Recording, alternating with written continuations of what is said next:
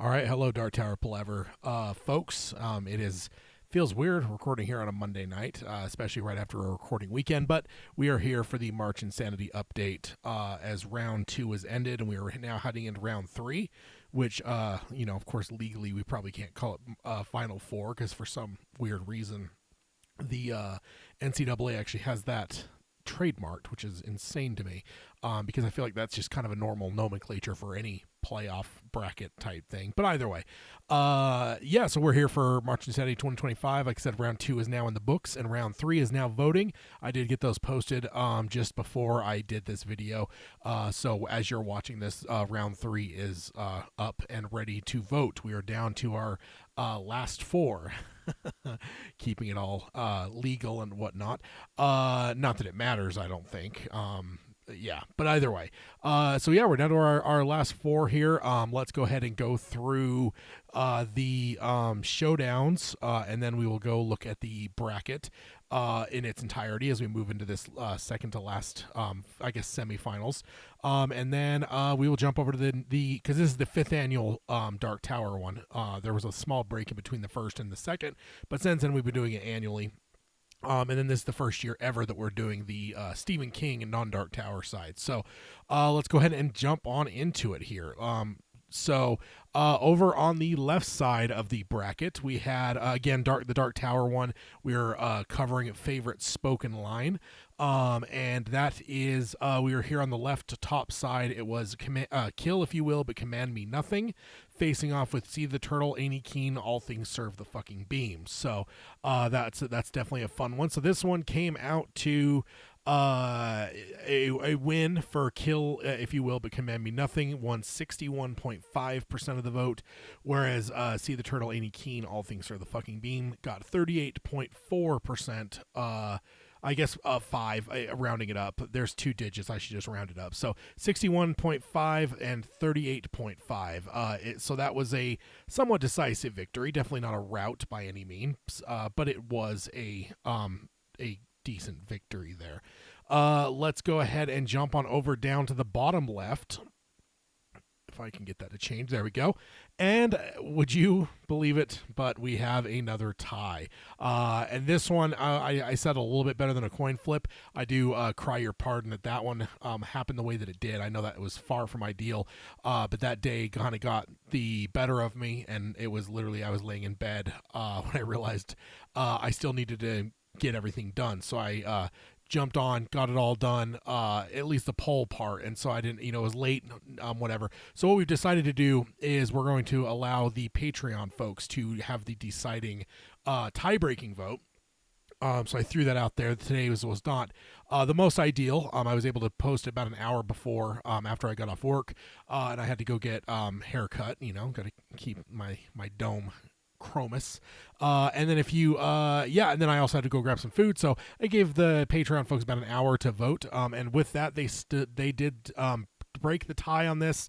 And by a nose hair, it was Long Days and Pleasant Nights winning this one. So again, we've never had ties before, so this is very unprecedented. But now we've had ties pretty much in every round so far, that I believe, if I remember right. So so Long Days and Pleasant Nights by a nose hair, probably not even a nose, moves on to the semifinals here on the bottom left side, and then jumping over to the right side, we have Go Then There Are Other Worlds Than These with an absolute rout over, because when Eddie was in that fucking zone, he could talk the devil into setting himself on fire. Go Then There Are Other Worlds Than These took 87.5% of the vote to a meager 12.5% of the vote. So definitely a resounding victory on the right side here. And then that is not going to change on the bottom. We also had another very, very decisive win, where we had First Comes Smiles, Then Lies, Last Comes Gunfire versus We Are Quartet, One for Many, Let the Palaver Begin. Equally, actually the exact same numbers, 87.5 for We Are Quartet, One for Many, Let the Palaver Begin, to only 12.5% for First Comes Smiles, Then Lies, Last Comes Gunfire. So that is our second round in the books. So let's go ahead and jump on over here to the bracket.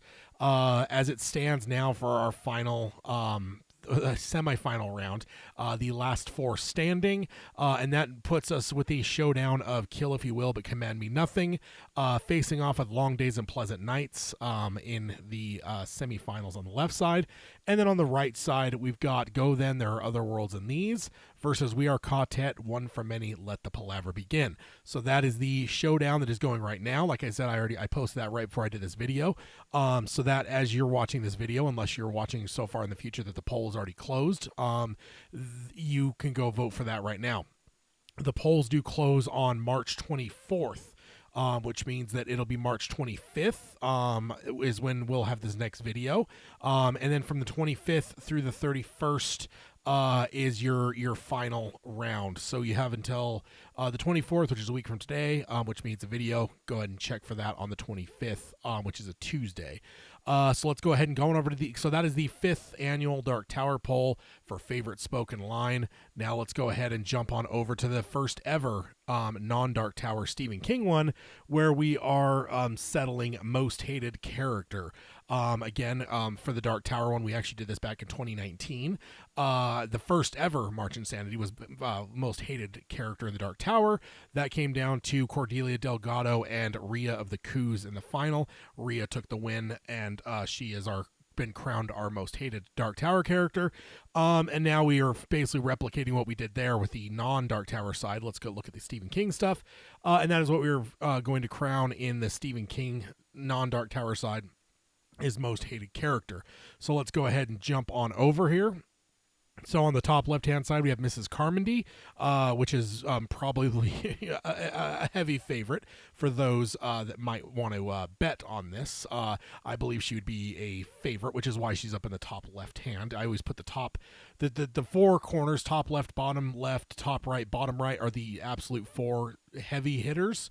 Although Henry Bowers was in the bottom left and he was eliminated in round one with an upset. But Mrs. Carmody, there was no upset. She destroyed the kid 71.4% to 28.5%, or 6%, I'm sorry, because I guess I got to round that one up. So the kid didn't, the kid advanced in round one by beating Brady Hartsfield, but could not beat the buzzsaw of Mrs. Carmody, although that was a little bit more of a tighter race. Again, Mrs. Carmody had a tight race in the first round, too. Mrs. Sigsby actually gave a little bit of a competition to Mrs. Carmody. So despite Peter's hatred, I wonder if Mrs. Carmody is not quite as hated as I thought. I thought she'd be pulling 90 percentiles here, but so far, not so. Let's go ahead and jump on down to the bottom left, where we have Big Jim Rennie going up against Patrick Hockstetter. Patrick pulled the upset in round one and beat Henry Bowers, which had more nominations, so he would have been considered the favorite. And once again, Patrick pulling the upset and beating Big Jim Rennie.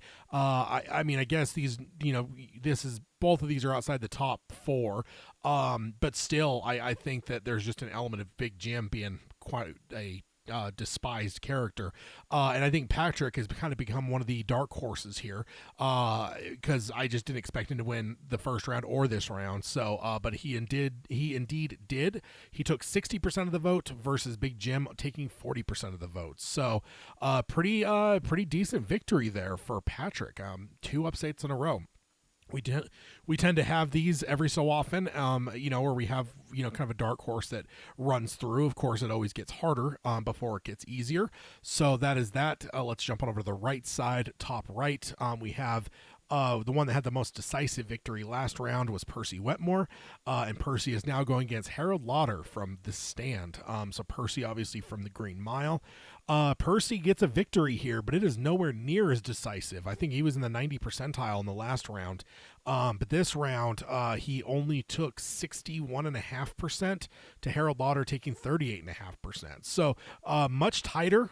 Percy obviously does win here. Not obviously, I guess. I don't know how the people are going to vote, but Percy got, number 2 in nominations next to Mrs. Carmody. So definitely one that I wasn't expecting to get as much hate. I mean, I figured he'd be on this poll, but I didn't think he'd get the second most nominations, and I also didn't expect him to win such a handy victory in round 1.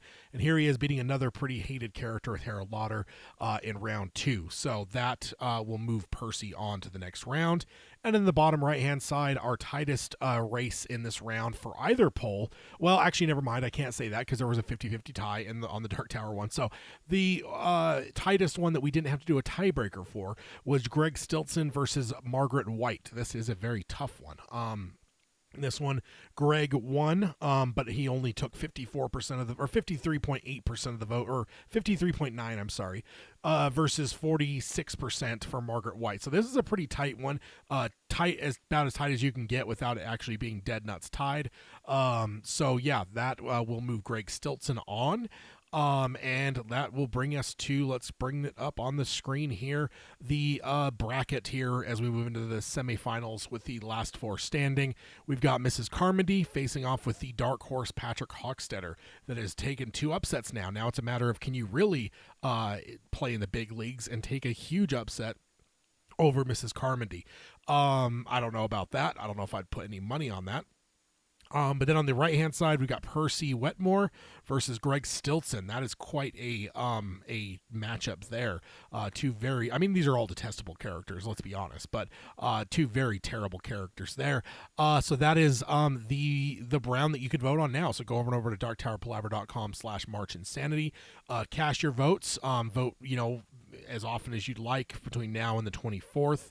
And yeah, let's get this round resolved, and then we will go ahead and move on into the finals. What is it? About a week from now, or a week from tomorrow, or a week from today, the poll closes. So a week from tomorrow, the poll opens for the finals, the 25th to the 31st, and then I'll have a video on the April 1st. Again, no shenanigans with April Fools, because we will declare the winners on both polls. So that is your rundown. That is your look ahead for the next round. Go get your vote in. Again, darktowerpalaver.com/marchinsanity. And yeah, go help us crown our favorite spoken line and our most hated non-Dark Tower Stephen King character. All right, guys, I will see you guys. I guess it'll be the next update video comes before our next episode. So I will see you guys in a little over a week. And until then, I'll sign off as I always do by saying long days and pleasant nights, which by a Patreon a tie-breaking vote advanced to the next round. So of course I'll sign off with that because it is one of my favorite lines personally, but so far it's had some tight victories, about as tight as they can get. So until then, long days and pleasant nights, folks.